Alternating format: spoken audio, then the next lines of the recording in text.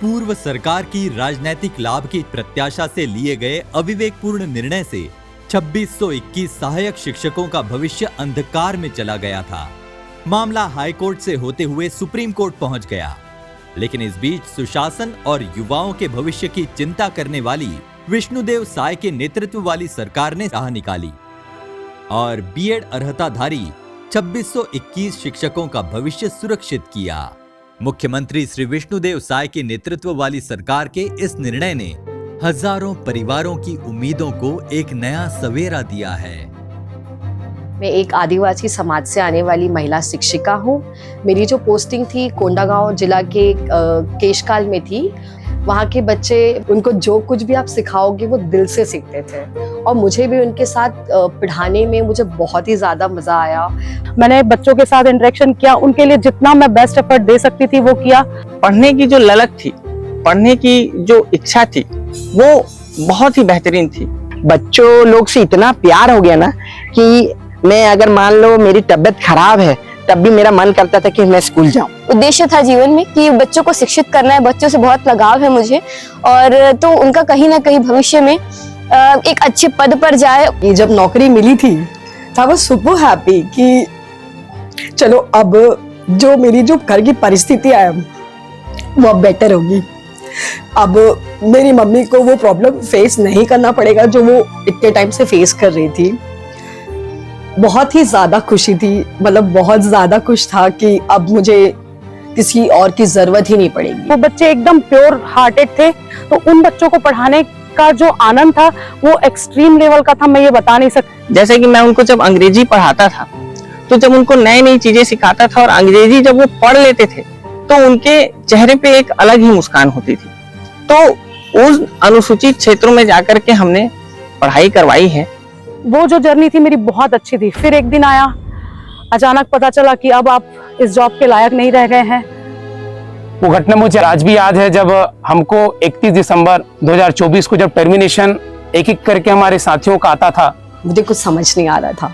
I was totally blank कि मेरे साथ आगे क्या होगा, मेरे घर का खर्च कैसे चलेगा। जॉब बचाने के लिए रास्ता नहीं सूझ रहा था, और जो रास्ता सुझाया गया उसमें यही कहा गया कि अब आपके लिए सरकार ही कुछ कर सकती है। समझ भी नहीं आता था कि कहाँ जाए अब लोग। मैडम लोग या फिर कई टीचर्स लोग जो है वो छाती पीट कर रोते थे। तो मैं उस समय उस परमात्मा से हाथ जोड़ के निवेदन करता था, ये दिन हम अगर अब झेल रहे हैं तो कहीं ना कहीं हमारे जीवन में एक अच्छा ही शुभ और अच्छा अवसर दिन आएगा। हमें कहीं ना कहीं ये भरोसा था कि जो हमारे मुख्यमंत्री साहब हैं वो बहुत ही एक सरल हृदय के व्यक्ति हैं और वो कहीं ना कहीं हमारी पीड़ा को और संवेदनशीलता के साथ समझ रहे होंगे। तो हमारी हालत से वो कहीं ना कहीं वाकिफ थे और उन्होंने जब भी वो सार्वजनिक मंचों पे मिलते थे तो वो हमेशा कहते थे कि हम कोशिश करेंगे, हम बचाएंगे। मुख्यमंत्री जी ने हमें उनके आवास पर बुलाया हुआ है। फिर से एक नया सूरज चमकता हुआ दिखाई दिया, और जब हम मुख्यमंत्री आवास पर उनसे मिलने के लिए गए, उन्होंने पूछा आपका धरना अभी तक चल रहा है? हमने कहा जी। तो खत्म कर दो, आप लोग बहुत संघर्ष कर चुके हैं, आपके लिए रास्ता निकाला जा रहा है। अक्षय तृतीया के दिन माननीय विष्णुदेव साय की सरकार, उन्होंने ये ऐतिहासिक फैसला लेते हुए, और उस दिन जो है हमको एक दान मिला, महादान। और बोला जाता है कि अक्षय तृतीया के दिन किया गया दान जो होता है वो महादान होता है। उन्होंने शायद वो दिन इसीलिए चुना होगा कि हमारी नौकरी का जो वो अभय वरदान हमको दे रहे हैं वो हमारे लिए अक्षय हो जाए, क्योंकि वो भी ये जानते थे कि 1.25 साल या 1.5 साल की जो हमारी जर्नी रह चुकी है पहले, वो बहुत संघर्षपूर्ण रही थी। आज कैबिनेट का बैठक था। कैबिनेट के बैठक में एक बड़ा फैसला जो 2600-2700 जो बीएड धारी थे, जिनकी नियुक्ति प्राइमरी स्कूल में पढ़ाने की हुई थी और जिसको कोर्ट डिस्क्वालीफाई कर दिया था, लेकिन उनके लिए वैकल्पिक व्यवस्था निकाल के सरकार उनको पदस्थ कर रही है। बीएड धारी थे जो नौकरी से अलग हो गए थे, उनको हम लोग लैब टेक्नीशियन के रूप में नौकरी दे रहे हैं। मुख्यमंत्री जी ने समायोजन का उपहार देकर के हम सभी को तोहफा दिया। हमारे छत्तीसगढ़ के सुशासन की सरकार के द्वारा हमको महाजीवन दान दिया गया। जो हमारे लिए, जो मुख्यमंत्री जी ने हमारे लिए समायोजन का जो रास्ता निकाला, उससे अभी बहुत ज्यादा खुशियां आई है,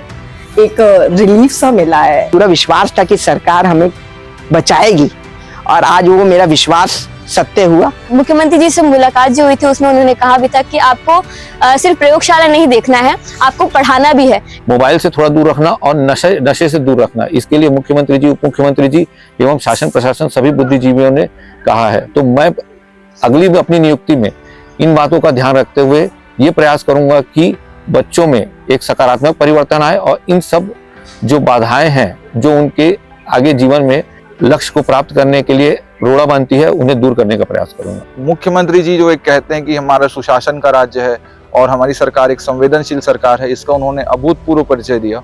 ये पूरे 2621 बीएड सहायक शिक्षक अपनी तरफ से पूरी कोशिश करेंगे कि ये भविष्य गढ़ने वाले बच्चे प्रदेश का भविष्य इस तरह से गढ़ें कि पूरे भारत देश में हमारे प्रदेश को नंबर 1 बनाने के लिए हम आगे बढ़ें। मैं पुनः सरकार का बहुत बहुत धन्यवाद करना चाहूंगा, हमारे मुखिया जी का बहुत बहुत धन्यवाद करना चाहूंगा। तो मुख्यमंत्री जी का वचन बिल्कुल अच्छे तरीके से रखा जाएगा और हम उनको कभी भी निराश नहीं करेंगे। तहे दिल से विष्णुदेव सहाय जी का तहे दिल से धन्यवाद कहूंगा। हम सबके परिवार की तरफ से हमारे मुखिया का धन्यवाद करती हूँ। श्री विष्णुदेव साय जी जो हमारे मुखिया हैं छत्तीसगढ़ के, उनको सहृदय मैं धन्यवाद देता हूँ।